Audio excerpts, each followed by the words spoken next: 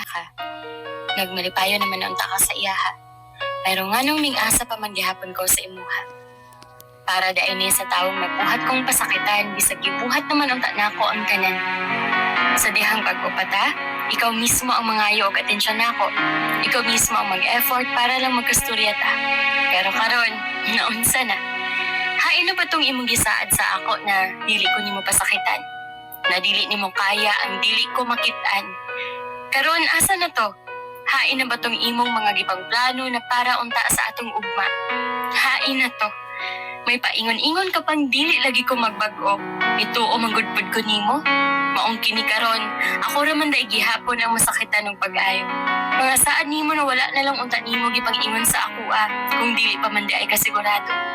Pero karon, okay na. Buhian na tika.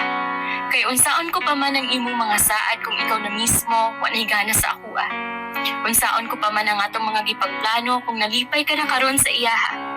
Unsaon ko pa man, pero unta nagsulti na lang ka. Nagsulti na lang ka na di na ka sa ako Unta, wala na lang ka na makakpa. Pero siguro, sakto na. Siradaan na nako ang akong pagsalig sa imo.